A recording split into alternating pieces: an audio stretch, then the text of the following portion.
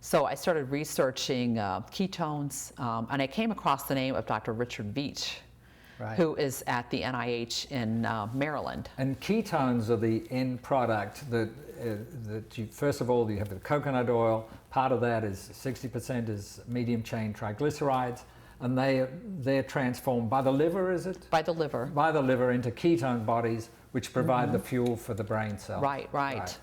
And the interesting thing about ketone bodies, when you have ketosis going on, it increases circulation to the brain. So you're getting both. So you're getting even more, of the ketones circulating to the brain, and the neurons apparently can pick them up very easily. So this is one of the friendly saturated fats. This is one of the good saturated fats. In fact, right. Yeah. Yeah, they have found that even some of the longer chain saturated fats actually which are in coconut oil too, actually raise HDL cholesterol, which is the good cholesterol. The total cholesterol may go up a little bit, but it's actually the good cholesterol that goes up, and the LDL, which is the bad cholesterol, tends to come down.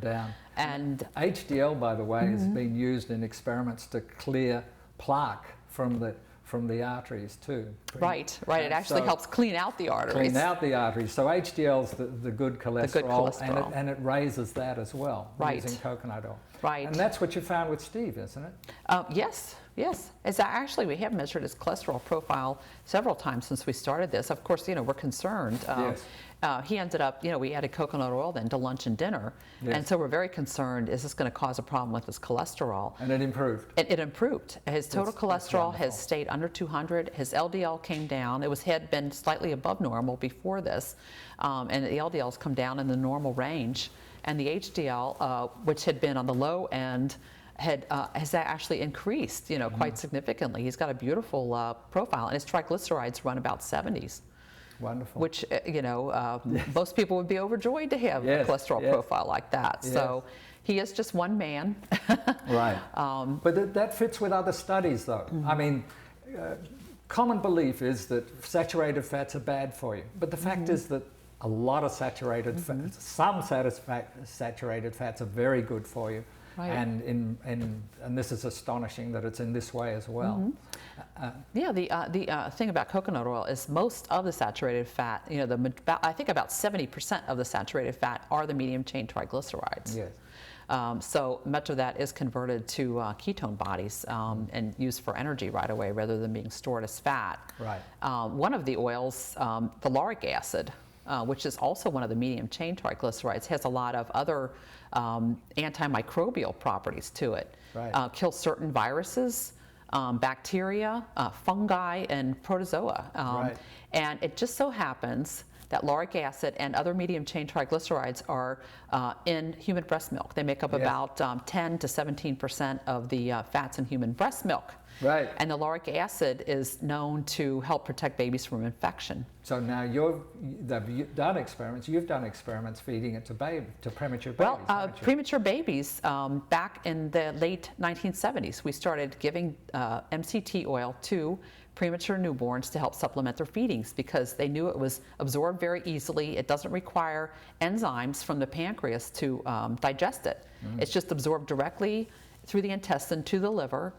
And then it's converted to energy. And so we used to supplement their feedings with it. And now they add MCT oil, coconut oil, and or palm kernel oil to all of the infant formulas here in the United States. Wonderful. And the palm kernel oil is another oil that also contains a lot of medium chain triglyceride. But in this country, it's very hard to find. Coconut oil is very readily available. Yes.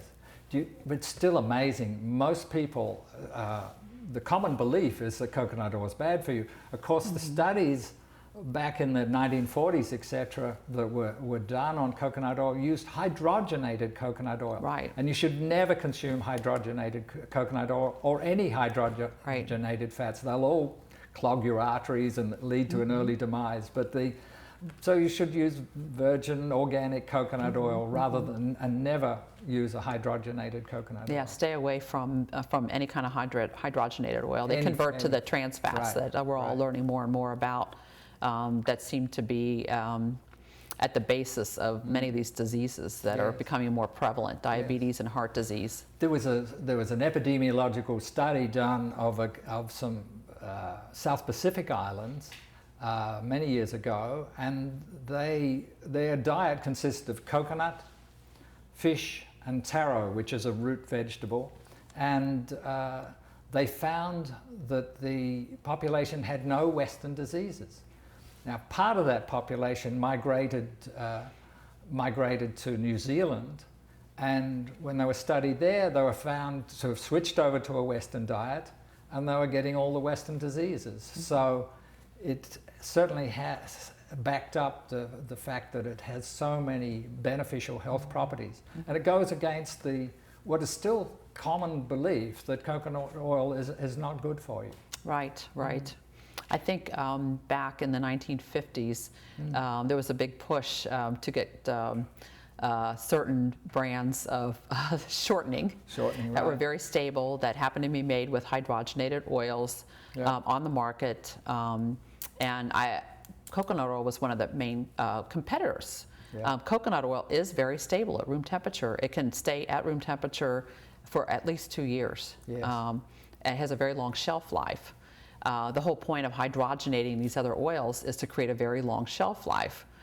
So coconut oil would have been the big competitor, and tariffs were put on coconut oil at that time. It was coined as the artery clogging fat at that time. Right. And that's become a prevalent myth in our society today. Let's go back to get Steve's input on sort of before and after the coconut oil, because I found it remarkable. Tell me what it was like to take coconut oil the first time, Steve. It energized me. It just came me alive. Before this, I didn't think I have anything to look for. And you said at one stage that it was like switching on a light. Oh, exactly. Yeah, I was. And that was within 1 day. In 1 day. In 1 day, you felt better and healthier from it. Yeah. That's amazing. And I couldn't imagine how it did so fast. No. And then my mom started using it. Really? She had Alzheimer's. Yes. And from all of that, these people are making a cure. Right. And there's no problem. It was like seriously, it was just like a light bulb came on me. And it didn't take a long time. It all of a sudden I felt like a different person.